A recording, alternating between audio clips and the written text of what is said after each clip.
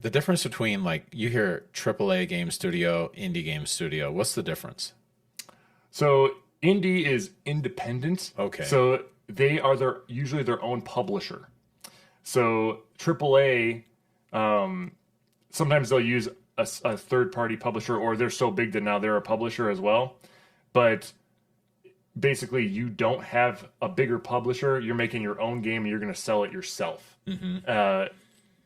You don't have the backing that those big studios have. You don't have a lot of the marketing backing or the ties in the industry. But even as an indie, there's like levels of indie now, which like some people might not consider indie anymore, which is where we're in a case where a lot of these AAA developers came from big studios, Blizzard, they leave the studio and they create their own indie game, or their indie studio, right?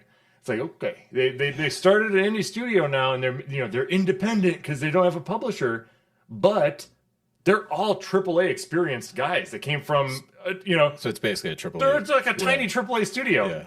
The only, I'll say the advantage you have of being a true indie versus that AAA indie is that, or they call it triple indie sometimes. It's like they came from AAA.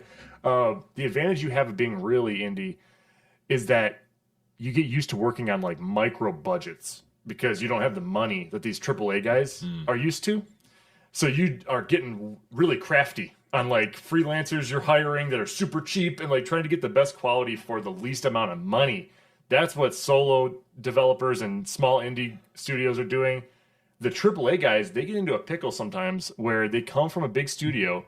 They make their team of like the best, indie developers or best developers they stole from these studios, make an indie studio, but they get stuck in the corporate budget. Oh, wow. And they want to live in that life still where it's like, oh, well, we're going to make this game. And just to get to a prototype, we need $10 million.